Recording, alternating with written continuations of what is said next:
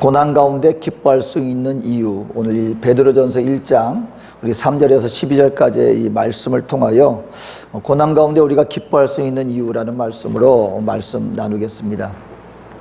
그러니까 여러분, 사실 이 성경 가운데는 우리가 일상적으로 이해할 수 없는 그런 어떤 진리의 말씀이 종종 우리에게 임하는데, 이 베드로전서에서 쓰여진 말씀도 사실 어떤 면에 있어서는 이게 좀 부자연스러운 말씀이에요. 우리가 고난 가운데 있는데도 불구하고 기뻐할 수 있다는 말은 이게 앞뒤가 맞지 않는 말입니다. 여러분, 우리 모든 인생들에게 동일하게 우리가 경험하는 것 중에 하나가 바로 고난입니다. 어떤 모양의 고난이든지 이 평생 태어나서 이 생을 마치는 그때까지 한 번도 어려움 없이, 그 어떤 고난도 없이 아주 평탄한 삶을 누리면서 살아갈 수 있는 사람은 존재하지 않습니다. 누구든지 이 모양이든 저 모양이든 고난이라는 것은 우리가 인생 살아나가면서 반드시 경험할 수밖에 없는 것입니다. 그래서 성경도 분명히 얘기해요. 너희가 여러 가지 고난을 만나거든. 혹시 만날지도 모르겠는데가 아니에요. 이건 100% 확신하는 겁니다. 너희가 여러 가지 시험을 만나거든 이라고 얘기를 하고 있습니다. 여러분, 고난을 우리가 겪어갈 수밖에 없는데, 여러분, 고난을 겪는 사람이 여러분 우리에게 다가오는 결과는 결국 우리에게 괴로움, 슬픔, 아픔입니다. 고난을 당하고 있는데 웃을 수 있는 사람, 고난을 당하고 있는데 기뻐할 수 있는 사람은 존재하지 않습니다. 그럼에도 불구하고 오늘 성경은 믿는 하나님의 백성들에게 그 어떤 이유로 말미암아 우리가 고난을 잠깐 당하지만 그 가운데서 오히려 우리가 기뻐할 수 있다라고 얘기를 해주고 있습니다. 그럼 도대체 무슨 이유로, 어떻게 우리가 고난 가운데 눈물로 끝나는 것이 아니라, 괴로움으로 끝나는 것이 아니라 고난을 당하지만 그럼에도 불구하고 우리가 기뻐할 수 있겠는가, 오늘 말씀을 통하여 살펴보기를 원합니다. 근데 여러분, 사실은요, 우리 한 사람의 인생의 질은 외적인 그 어떤 조건이 결정짓는 것이 아니라 그 환경을 어떻게 받아들이느냐에 대한 개인에 따라서 결과가 달라진다는 것을 우리는 먼저 알아야 됩니다. 어떤 사람들에게는 고난으로 말미암아 결국 그것이 비극으로 끝만 나는 사람들이 있는가 하면, 어떤 사람들은 정말 남들이 보기에는 저런 고난을, 저런 역경을 정말 견디기 힘들 텐데 그 사람은 그것을 이겨낼 뿐만 아니라 그로 말미암아 결과가 오히려 더 긍정적인 결과를 만들어내는 사람이 분명히 있습니다. 무엇의 차이겠습니까? 고난이라는 것 자체로서는 모두에게 어떻게 보면 동일한 조건일 수가 있습니다. 하지만 그걸 내가 어떻게 받아들이느냐, 그 고난이라는 것의 의미를 찾은 사람들은 나중에 보면 이겨낼 뿐만 아니라 그로 말미암아 긍정적인 결과를 만들어냅니다. 근데 어떤 분들은요, 나에게 다가온 고난의 의미를 결코 발견하지 못해요. 그런 말미암아 의미 없는 인생 속에서 그 결과 역시 비참하게 끝낼 수 있는 결과가 분명히 존재한다. 예를 들어서 2차 세계대전 때 유대인들이 어마어마한 고난당한 것을 우리는 압니다. 사람으로서 겪을 수 없을 정도의 엄청난 핍박이 독일군으로부터 그들에게 자행되었습니다. 근데 한 포로 수용소에서 이 독일군들이 연구를 하기 시작한 거예요. 도대체 유대인들에게 어떤 핍박을 가하더라도 이 사람들이 무너지지 않는 거예요. 이 사람들이 멸망당하지 않는 거예요. 자멸하지 않는 거예요. 그래서 여러 가지 방법을 써봤습니다.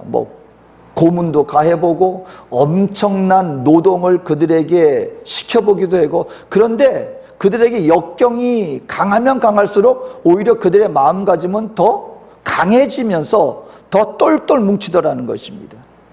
그래서 한 심리학자를 통해서 연구하다가 개발해낸 방법이 있었는데 이게 성공을 했다는 것입니다. 그 뭐냐면, 이스라엘 포로들을 하루는 그냥 아침에 뭐 너무 일찍도 아니고 아침에 그냥 어느 정도 편히 재우고 난 다음에 운동장에 집합시켜 놓은 거예요. 집합시켜 놓은 다음에 한쪽 끝에다가 운동장이 있는데 한쪽 끝에다가 엄청난 양의 쓰레기를 갖다가 버려 놓습니다. 그리고 이스라엘 그 포로들한테 오늘 여기에 있는 쓰레기를 운동장 다른 맞은편 끝으로 다 옮기라고 그렇게 시켰습니다. 물론 많은 양의 쓰레기가 있었지만 워낙 포로들도 많았기 때문에 그거 옮기는데 불과 얼마 지나지 않아서 그 쓰레기를 갖다가 한쪽으로 다 옮길 수가 있었습니다. 그랬더니 갑자기 그러는 거, 오늘 할 일 끝났으니까 하루는 편히 쉬라고, 하루 종일 그냥 쉬어도 좋다고. 하루 종일? 이게 웬일이냐? 아침부터 저녁까지 일만 시키더니 그냥 오전에 잠깐 쓰레기 옮기고 난 다음에 하루 종일 쉬라는 거예요. 근데 그 다음날 아침이 되니까 또 일어나는 거예요. 아침에 집합시켜놨습니다. 그러더니 똑같은 명령을 내립니다. 어제 옮겨놨던 쓰레기를 다시 원상복귀시켜라. 이러기를 한 달에서 2달 동안 계속 그 일을 반복했습니다. 외적으로 보면 힘든 일은 아니었어요. 그냥 쓰레기를 이쪽에서 저쪽으로, 저쪽에서 이쪽으로 몇 달 동안 계속 끓여 놓으니까 나중에 이스라엘 사람들이 지금 우리가 도대체 뭐 하는 거냐, 이게 뭐 하는 거냐, 그냥 쓰레기 하루 그냥 의미 없는 일을 반복하다 보니까 그 없던 역경 속에서도 마음을 지켰던 그 사람들이 의미 없는 일에 이렇게 허송세월을 보내는 것 같은 이 일을 겪고 나니까 그들 스스로가 자멸해버리고 말더라는 것입니다. 스스로 무너지더라는 것입니다. 여러분, 우리가 인생을 살면서도 여러 가지 일을 만날 수 있습니다. 근데 어떤 사람들이 마음의 인생 가운데 의미 없이 괴로움을 당하느냐? 지금 내가 어떤 일을 하고 있는데 그것이 고난이든 역경이든 어떤 일이건 간에 그것이 도대체 내가 왜 이것을 지금 하고 있느냐에 대한 의미를 발견하지 못한 분들, 기계적으로 해야만 하니까 하는 일, 반복되는 일상 속에서 그것을 갖다가 매일 지속되게 살아나가는 사람들은 그것이 어떤 일이든지 간에 결국 그 삶을 이겨내지 못하고 그냥 쓰러져 버리고 말더라는 것입니다. 근데 여러분, 반대로 한 가지 참 인상 깊게 남았던 한 운동선수의 인터뷰가 있는데, 어떤 올림픽 경기에서 금메달을 딴 어린 여자 선수였어요. 그냥 금메달을 갖다가 땄습니다. 여러분, 운동선수들도 금메달을 따기 위해서 선수촌에 들어가가지고 그 운동하는 사람들, 여러분, 외적인 어떤 노동의 모습으로만 본다면은요, 결코 가볍지 않습니다.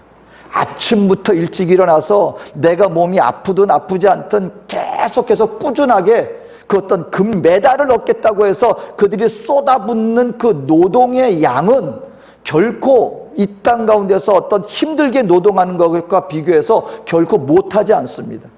나중에 금메달을 땄어요. 그래서 금메달 딴 선수들 보면 공통적으로 어떤 모습이 눈에 띄입니까? 그냥 마음 편하게 웃으면서 받는 사람들도 있지만 좀 특별한 경우고, 대부분을 보면 금메달 그러면은 그냥 땅바닥에 주지 않습니다. 눈물을 펑펑 흘리면서, 왜냐하면 이걸 위해서 본인이 쏟아 부은 그 삶의 무게가 내가 이걸 위해서 했는데 이제 내가 보람이 있구나. 눈물로 그 순간을 맞이합니다. 나중에 인터뷰를 할 때 가장 지금 제일 하고 싶은 게 뭡니까? 나이도 어렸는데 금메달을 땄어요. 인터뷰 내용이 떡볶이가 먹고 싶어요. 여러분, 한국에서 떡볶이 하나 밖에 나가 사 먹는 거 이거 일도 아니잖아요. 그만큼 자기를 절제하는 거예요. 뭘 위해서? 그걸 위해서. 여러분이 그게 견뎌야 할 그 양의 무게가 가볍습니까? 결코 가볍지 않아요. 근데 그들은 스스로가 그걸 견뎌냅니다. 자기 몸을 들여요. 애씁니다. 절제합니다. 그 고난에, 어떻게 보면 이것도 고난이에요. 먹고 싶은 거 먹을 수 있는데 안 먹는 거예요. 자기의 육신을 드리는 거예요. 엄청난 노동을 감당합니다. 근데 그들은 그걸 견딜 수 있는 이유가 뭔지 아십니까? 지금 내가 왜 이걸 하고 있는지 의미를 아는 거예요.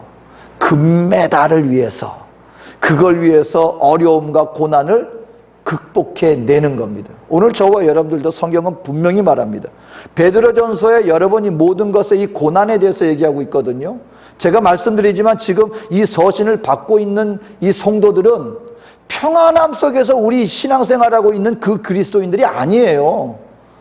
지금 순교라고 하는, 본인들이 그리스도인이라는 것이 밝혀지면 짐승들의 밥이 되고 고문을 받고 목베임을 당하고 십자가형을 당하는 어마어마한 고난을 앞둔 성도들에게 지금 드리는 편지입니다.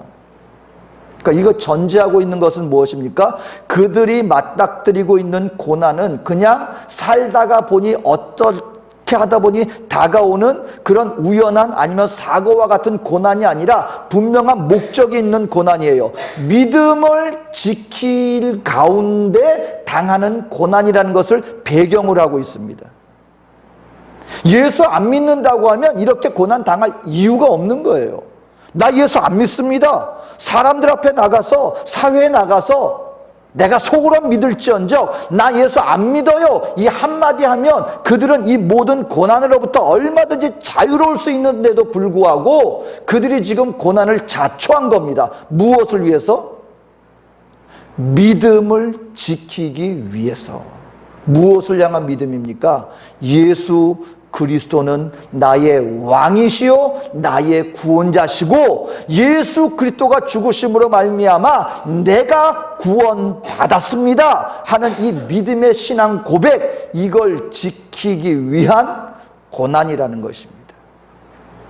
오늘 저와 여러분들도요, 여러분 우리가 보면 평안할 것 같지만 한번 가만 보세요. 우리의 신앙을 위협하는 요소들이 얼마나 많은지 아십니까? 나는 예수님을 믿습니다. 나는 예수로 말미암아 하나님의 자녀가 되었습니다. 나는 이 땅을 살아나가지만 저 영원한 나라를 바라보며 나가는 하나님의 자녀로서 나는 살아가고 있습니다. 이 믿음의 신앙 고백을 없이 하기 위해서 여러분이 환경 속에서, 생활 속에서 얼마나 많은 위협이 우리에게 있는지 아십니까? 우리는 세상 나가서 과연 담대하게 나는 그리스도인입니다, 나는 예수를 믿는 신앙인입니다, 여러분 과연 우리가 떳떳하게 모든 사람 앞에서 고백할 수 있는가? 여러분 이 신앙을 지키기 위해서 알게 모르게 우리에게 다가와지는 많은 어려움과 고난이 있을 수 있다는 것입니다. 그런데 이 가운데서 우리가 기뻐할 수 있는 이유가 무엇이냐? 그 모든 나의 특권을 내려놓음에도 불구하고 세상 속에서 예수를 믿는다는 이유만으로 내가 누릴 수 있는 것들을 내가 포기해야만 하는 상황이 된다 할지라도 내가 기뻐할 수 있는 이유가 분명히 있다는 것입니다. 오늘 베드로전서를 통하여 베드로 사도가 말하는, 본문을 통하여 말하는 그 첫 번째 이유는 바로 그것은 믿는 자에게 우리 하나님께서 영원한 복을 주시기 때문에 우리는 이 땅 가운데 신앙을 지키면서 때로 우리에게 불이익이 다가오고 어려움이 다가온다 할지라도 우리는 얼마든지 기뻐할 수 있다. 그 이유가 분명히 있다는 것입니다. 영원한 복이 있다라고 성경은 얘기를 하고 있다는 것입니다. 오늘 보니까 먼저 산 소망이 있다는 거예요. 오늘 본문 3절에 그의 많으신 긍휼대로 예수 그리스도를 죽은 자 가운데서 부활하게 하심으로 말미암아 우리를 거듭나게 하사 산 소망이 있게 하시고, 우리 예수를 부활하게 하심으로 말미암아 예수를 믿는 저와 여러분들에게 산 소망이 있게 하셨다. 한마디로 말하면 하나님이 저와 여러분들을 살려주셨다는 거예요. 살려주셨다. 아니 뭐 지금 살아있는데 뭘 살려줘. 우리가 보면 아니 내 지금 여기 잘 살고 있는데 뭐 그게 크게 기뻐할 일이야. 잘 살고 있는데. 여러분 기억하셔야 돼요. 오늘 저와 여러분들은 살지만 영원히 사는 존재입니까? 이거 우리가 분명히 자각할 수 있어야 돼요. 저와 여러분들은 살았다 하나 죽은 자들이에요. 인생 가운데서 여러분 내가 오늘 지금 살아있지만 영원히 살 자신이 있습니까? 우리의 육신은 언젠가 이 땅 가운데 마지막이 있다는 것을 누구나가 다 압니다. 근데 지금 조금 숨 쉬고 있다고 해서 내가 살아있다고 생각하고 있는 거예요. 근데 알아야 합니다. 이 인생은 안개와 같이 사라지는 썩어질 것들이라는 것을. 그런 중요한 것은 무엇입니까? 인생 뒤에 또 다른 삶이 있는데 바로 그 영원한 삶이, 영원한 생명이 우리에게 있느냐 없느냐가 사실은 가장 중요한 거예요. 내가 생명의 자녀가 되었느냐 아니면 죽은 자의 자리에 내가 서 있느냐가 사실은 가장 중요한 거예요. 2차 세계대전에 한 장교의 일기가 있습니다. 이분이 전방에서 이렇게 파견된 군사가 아니라 후방에서 자기 딴에는 전방에서는 막 뭐 총칼이 날라들고 삶과 죽음을 오가지만 후방에서 어느 정도 안정된 위험하고는 전혀 상관이 없는 그런 데서 살다 보니까 일상생활처럼 생활하고 있었어요. 아침에 장교긴 하지만 집에서 출근을 하니까 거울을 보면서 오늘은 뭐 할까? 어떻게 뭐 이런 일도 해야 되겠지, 저것도 해야 되겠지. 걱정거리도 있었고 계획도 있었고 이렇게 해야 되겠구나. 오늘은 점심을 어디서 먹지 했는데 이분이 나중에 이렇게 출근을 하다가 적군에게 잡혀서 여러분 옛날에 2차 세계대전에 서로 이렇게 군복을 독일군이 미군인 것, 연합군인 것처럼 또 그리고 뭐 연합군도 마찬가지로 해가지고 간첩처럼 들어가서 스파이 노릇을 많이 했다는 거예요. 근데 독일군이 연합군복을 입고 길을 안내하는 것처럼 하면서 이 장교를 납치를 한 거예요. 하루아침에 포로가 된 겁니다. 하루아침에 잡혀가 놓으니까 그때 상황이 완전히 바뀌었어요. 그러니까 그분이 깨달은 게 뭐냐면 후방에서 자기는 생명의 위협 가운데 전혀 상관없다고 생각했을 땐 자기가 생각했던 많은 것들, 그때 자기가 생각했던 많은 걱정거리 것들이 이제는 적군의 포로가 되어서 내가 죽니 사니 하는 생명의 문제 앞에 딱 서게 되니까 자기가 지금까지 중요하게 여겼던 모든 것들이 아무것도 아니더라는 거예요. 자기가 걱정거리라고 생각했던 것들이 아무것도 아니더라는 거예요. 거기서 가장 중요한 것은 무엇이었느냐? 여기서 내가 살 수 있을까? 아니면은 큰일을 당할까?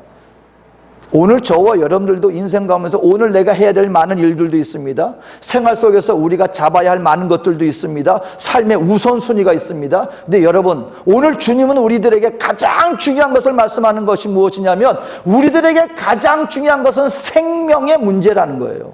그런데 예수를 믿는 자들에게 주님이 우리에게 복을 주시는데 어떤 복을 주시느냐? 우리들에게 예수의 죽으시고 부활하심으로 말미암아 누구든 예수를 믿는 자들에게는 하나님의 자녀가 되는 영생의 자녀가 되어지는 산 소망을 우리들에게 주신 것이다. 우리가 삶을 살아나가면서 우리의 믿음을 위협하는 많은 것들이 있습니다. 하지만 그럼에도 불구하고 믿음을 우리가 끝까지 지킬 때 우리가 그 상황 속에서 기뻐할 수 있는 이유는 무엇이냐면 이 믿음으로 말미암아 저와 여러분들에게 무엇이 주어지기 때문에 생명의 산 소망이 이 믿음으로 말미암아 하나님이 우리에게 주시는 것이기 때문에 우리는 기뻐할 수 있다. 이 믿음 지키는 것을 우리가 아깝게 생각하지 말아라. 또 한 가지 우리에게 주시는 영원한 복 중에 하나가 무엇이냐면 우리로 하여금 하나님의 기업 있는 자로 삼아주신다. 기업 있는 자로 우리에게 기업을 주신다. 근데 그 기업은 어떤 기업이냐? 영원한 기업이라는 거예요. 썩지 않는 것, 영원한 것. 근데 여러분, 하나님이 우리에게 주시는 기업이 여러 가지가 있습니다. 여러분, 먼저 하나님의 나라를, 여러분 나중에 천국 가게 되어지면 하나님은 저와 여러분들을, 여러분 성경 가운데 로마서에 하나님이 우리를 양자 삼아 주셨다는 말이 나옵니다. 근데 그 말의 의미를 우리가 제대로 이해를 해야 돼요. 오늘날은 우리가 양자하면 우리 친아들이 있고 친자식이 있고 양자를 삼아주면 양자는 친아들보다 사실은 어때요? 그 위치가 친자식만큼 어떤 강력한 위치보다는 그냥 긍휼과 자비로 그냥 불쌍한 사람 도와주고 또 그 자녀 삼아서 이렇게 해주다 보면 친자식보다는 좀 못한 느낌을 우리가 가지고 있어요. 근데 로마서에 기록된 양자의 의미는요, 그 반대입니다. 그때 문화는 어떤 문화였냐면 한마디로 가장이 그것이 나의 친 핏줄이든 아니면 내가 양자로 드렸던 사람이든 그 가장이 인정해 주는 자가 실질적인 모든 것을 상속받을 그 자격이 주어지는 거예요. 무슨 말이냐면 내가 친자식이라고 해서 자연스럽게 상속되는 게 아니고 그 가장이 한마디로 그 아버지가 내가 이 사람을 나의 정식 후계자로 내가 인정합니다 라고 그 반지를 줍니다. 반지를 주면 그 반지를 부여받은 사람이 친자식이든 아니면 양자든 실질적인 효력을 갖게 되는 거예요. 그래서 어떤 일이 벌어졌냐면 내 자식임에도 불구하고 내가 나의 정식 후계자로 인정하기 위해서 양자 삼는 절차를 또 밟습니다. 그러니까 로마서에서 말하는 양자라는 의미는 그 가정에 있어서의 그 주권자가 나의 정식 후계자로 내가 인정합니다라는 의식이 뭐냐면 양자 삼는 의식이었어요. 그러니까 오늘 하나님께서 오늘 저와 여러분들을 양자 삼으셨다라는 것은 친아들은 예수님이니까 긍휼로 우리를 예수님 다음으로 우리를 그냥 받아주셨구나, 이 의미가 아니라는 것을 알아야 되는 거예요. 하나님이 나라를 상속받을 정식 후계자로서 바로 우리 믿는 그리스도인들을 삼아 주셨다, 인정해 주셨다, 정식 후계자로 우리를 세워 주셨다, 그 의미가 양자 삼아 주셨다는 의미인 것입니다. 저와 여러분들을 하늘나라를 상속받는 후계자로 우리를 인정해 주셨습니다. 근데 가장 확실한 것, 그건 뭐냐면 저와 여러분들에게 하나님께서 영생의 부활의 몸을 우리에게 기업으로 허용해 주셨다, 복 주셨다, 그 의미를 우리에게 오늘 사도 베드로가 말씀해 주고 있습니다. 저도 보니까 여러분, 제가 50대만 하더라도 이 건강에 대해서는 제가 별 걱정을 안 했어요. 가다가 나이 드신 분들이 여의도 슈퍼 가다 보면 참 이 현지인 분들은, 이 브라질 분들은 참 부지런해. 보면은 몸이 그렇게 불편한데도요, 밖에 나와가지고 그냥 한 걸음 한 걸음 하면서 걸어요. 아마 이게 한국 같으면 그 정도 되면 나갈 생각 안 할 것 같아요. 우리 동양 사람들은 좀 가만히 얌전하게 쉬는 걸 좋아하잖아요.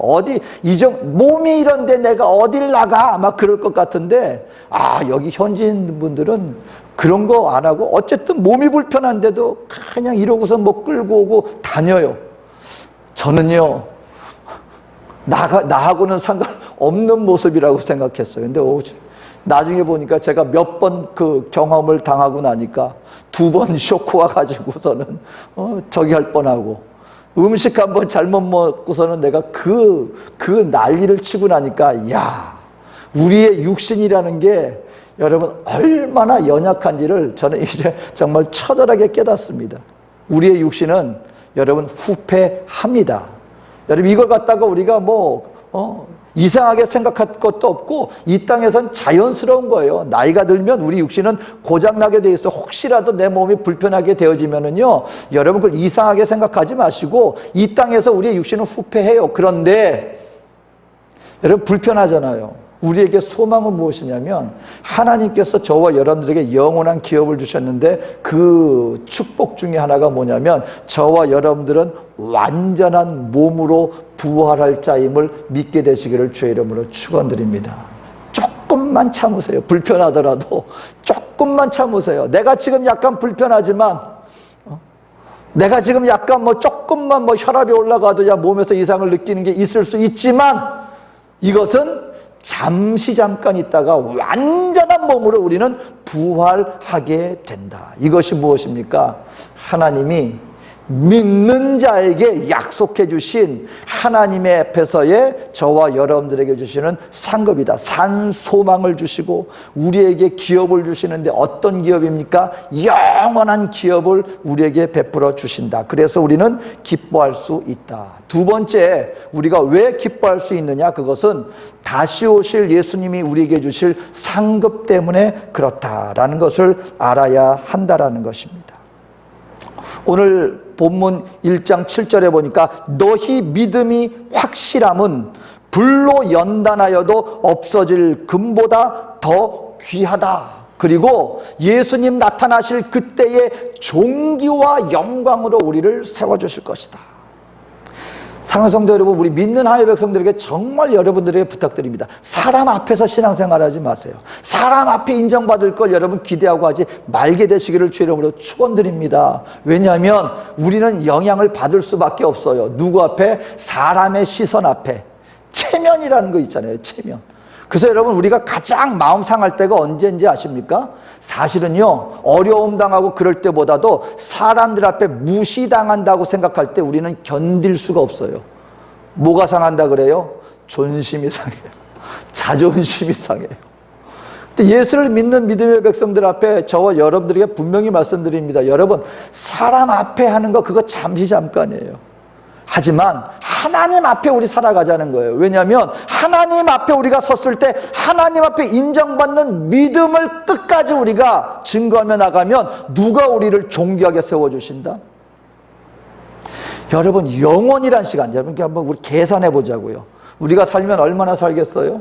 우리가 대하는 사람이 몇 명이나 되겠습니까? 한평생 살면서 그 몇 안 되는 사람들 앞에 잘했다 칭찬받는 것과 하나님 앞에서 내가 그런 거 조금 누구리고 내가 존심 상한다고 해서 내 믿음 생활 안 하고 말지, 이게 아니라 하나님 앞에 그럼에도 불구하고 하나님, 나는 사람으로 말미암아 된 게 아니고 하나님을 믿는 믿음으로 섰으니 어떤 상황 속에서 사람들 앞에 어떻게 비친다 할지라도 내가 하나님 앞에 마땅히 서야 할 그 자리에 마땅히 살아야 할 모습으로 주님을 믿는 믿음으로 살겠습니다. 믿음을 증거하고 갔더니 언젠가 하나님 앞에 섰을 때 천군 천사 앞에서 모든 이 지금까지 있었던 모든 인생들 앞에서 하나님이 저와 여러분들에게 잘했다, 영생의 면류관을 얹어준다고 한번 생각해 보세요.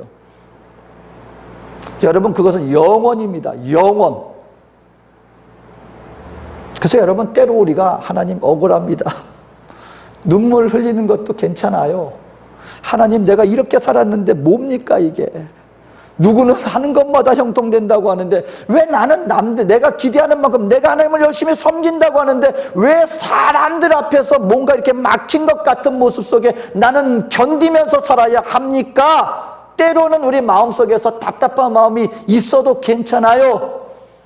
그럼에도 불구하고 하나님, 결국 나는 주님 뜻 가운데 하나님 앞에 살아가기를 원합니다. 주여, 매일 발걸음 나를 인도하여 주시옵소서. 그럴 때 여러분, 그때 눈물 나잖아요.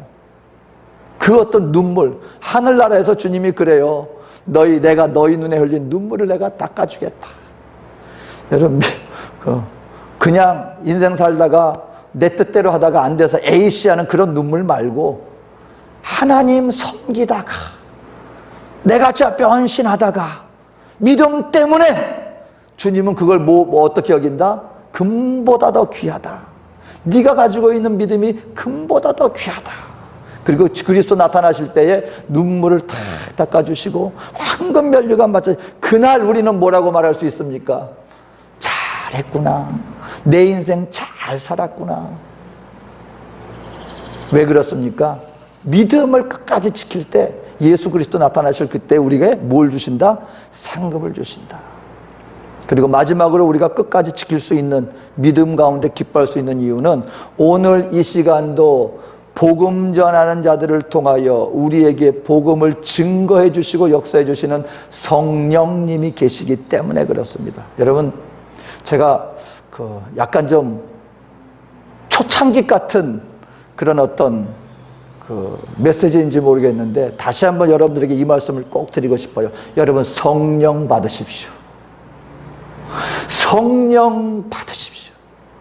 오늘 저와 여러분들이 인생 가운데 우리의 신앙을 우리가 승리하며 나갈 수 있는, 어찌 보면 저는 유일한 힘과 능력의 근원은 오늘 이 시간 우리 가운데 함께 하시는 성령님이 계시고 우리 가운데 역사하기 때문에 나 스스로 감당할 수 없고 내 혼자 의지로 내가 감당할 수 없는 그 상황 속에서 나를 끝까지 붙잡아 주시고 나에게 믿음을 확신시켜 주시는 성령님이 역사하시기 때문에 저와 여러분들은 어떤 상황 속에서도 끝까지 승리하며 나갈 수 있게 되는 줄로 믿으시기를 주의 이름으로 축원드립니다. 여러분, 오늘 성경에 보면 이 마지막 부분에 사도 베드로가 여러 가지 말로 우리에게 설명 주셨어요. 선지자들로 말미암아, 선지자들이 하나님의 말씀을 받고 묵상하고 하다 보니까 이분들이 말씀을 통해 뭔가 보이기 시작하는 거예요. 이 땅에 오신 메시아가 뭔가 고난을 받는다는 얘기를 자꾸 해요.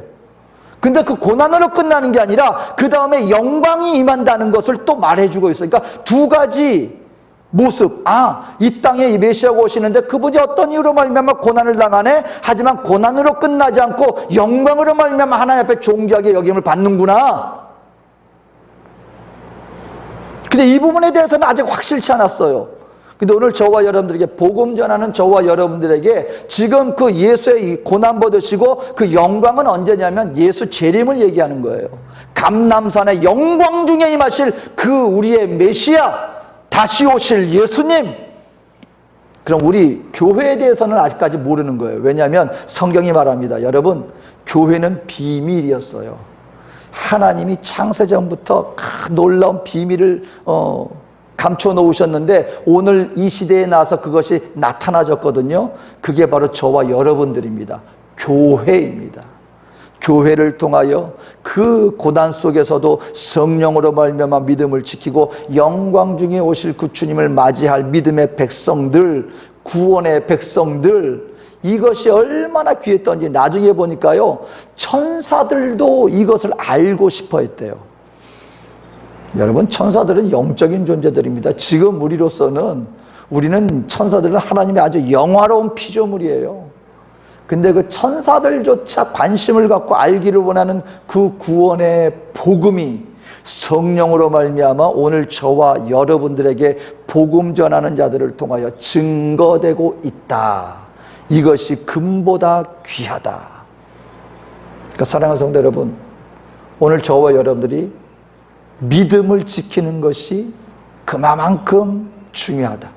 그리고 믿음을 지키는 가운데 혹시 우리에게 어떤 어려움이 다가온다 할지라도 우리는 슬픔으로 끝나지 않고 오히려 기뻐할 수 있다. 왜냐하면 내가 지키는 그 믿음은 하늘의 복을, 하나님의 영원한 복과 예수 그리스도로 말미암아 영원한 상급과 그리고 오늘 이 시간 우리의 마음과 심령과 우리의 삶 속에 역사하는 놀라운 하나님의 역사를 일으키는 그 원동력이 되어지기 때문에 이걸 지키는데 우리가 감당하는 고난이 있다 할지라도 오히려 우리는 기뻐할 수 있지 않겠는가.